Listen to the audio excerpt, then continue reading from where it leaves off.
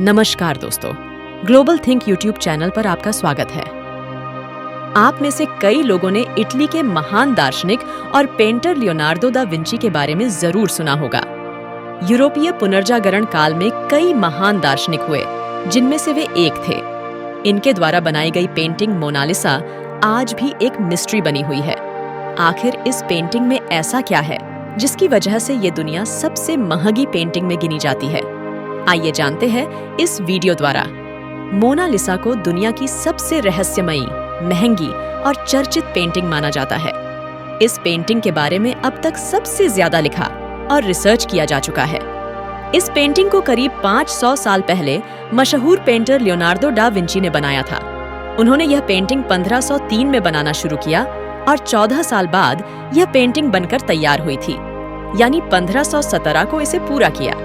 इस पेंटिंग को बनाने के लिए 30 से भी ज्यादा लेयर्स का इस्तेमाल किया गया था। इसमें से कुछ इंसानी बाल से भी बारीक थी। पेंटिंग देखने में बड़ी लगती है, लेकिन यह काफी छोटी है। यह 30 बाई 21 इंच की है और इसका भार 8 किलोग्राम है। इसे पेपर व कैनवस पर नहीं, पॉपुलर की लकड़ी पर ऑनिल पेंट के साथ बनाया गया है। मोनालिसा का मतलब माई लेडी होता है। यह न केवल एक पेंटिंग है, बल्कि अपने आप में एक रहस्य भी है। इस तस्वीर की सबसे बड़ी खासियत है इसकी मुस्कान। इस पर अब तक कई शोध किए जा चुके हैं। मोनालिसा पेंटिंग में बने चेहरे की मुस्कान हर कोने से अलग ही एंगल में दिखाई देती है। पहले यह काफी ज्यादा दिखाई देती है, फिर धीरे धीरे यह फीकी पड़ने लगती है। आखिर में तो यह पूरी तरह से खत्म हो जाती है। मोनालिसा के सिर्फ होंठ बनाने के लिए लियोनार्दो डा विंची को 12 साल लग गए थे। यह पेंटिंग शुरू से बहुत ज्यादा प्रसिद्ध नहीं थी। इसे प्रसिद्धि तब मिली जब रिस लुभ म्यूजियम पेरिस से यह चोरी हो गई। 21 अगस्त 1911 को इतने बड़े म्यूजियम से पेंटिंग का चोरी हो जाना बहुत ही बड़ी बात थी। इसके चोरी होने के बाद पहला शक पेंटर पाब्लो पिकासो पर गया था, लेकिन उनसे पूछताछ के बाद यह इल्जाम उन पर से हटा दिया गया था। काफी खोज के बाद पता लगा कि इसे म्यूजियम के ही एक कर्मचारी वर्कर विंसेंजो पेरुगिया ने चोरी किया था। वह इस पेंटिंग को वापस इटली लेकर जाना चाहते थे। उनका मानना था कि यह इटली की धरोहर है। इटली में कुछ समय रखने के बाद इसे वापस म्यूजियम में रख दिया गया था। वहीं विंसेंजो को इसके लिए 6 महीने की सजा दी गई थी, लेकिन इटली के लोगों उन्हें इसके लिए देशभक्त मानते थे।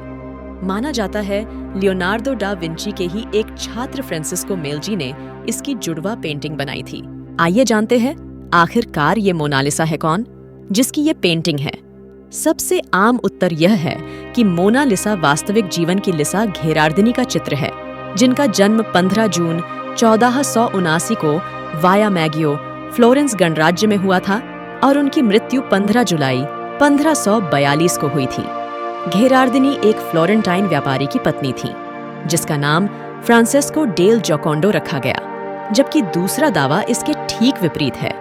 दूसरे दावे में कहा जाता है कि इस तस्वीर में कोई और नहीं बल्कि खुद लियोनार्दो दा विंची ही हैं, जिसमें उन्होंने खुद को एक महिला के तौर पर दिखाया है। मोनालिसा नाम बहुत सुंदर और आकर्षक माना जाता है। इतना ही नहीं, इसका मतलब भी बहुत अच्छा होता है। आपको बता दें कि मोनालिसा नाम का अर्थ महान होता है। बहुत से लोग आश्चर्य करते हैं कि मोनालिसा की भौहें क्यों नहीं हैं। खैर, वह रहस्य अब पास्कल कॉटे नामक इंजीनियर की बदौलत सुलझ गया है। जिस मोनालिसा को दा विंची ने चित्रित किया था, उसमें वास्तव में भौहें थीं, लेकिन समय के साथ और अत्यधिक सफाई ने उन्हें इस हद तक नष्ट कर दिया कि वे अब दिखाई नहीं देती। मोनालिसा पेंटिंग की कीमत आज लगभग 6700 करोड़ से भी ज्यादा है। फिलहाल यह पेंटिंग 500 साल पुरानी हो चुकी है। इससे जुड़े कई रहस्य हैं जो अनसुलझे हैं, और यही रहस्य इसकी खासियत भी है। वर्तमान में मोनालिसा पेंटिंग पेरिस में मुसी डू लॉवर म्यूजियम में रखी हुई है। आई होप कि आज का वीडियो आपको पसंद आया है, तो हमारे यूट्यूब चैनल ग्लोबल थिंक को सब्सक्राइब करना ना भूले, लाइक और शेयर करना ना भूले। अगली बार मिलेंगे ऐसी ही इंटरेस्टिंग वीडियो के साथ। Thanks for watching.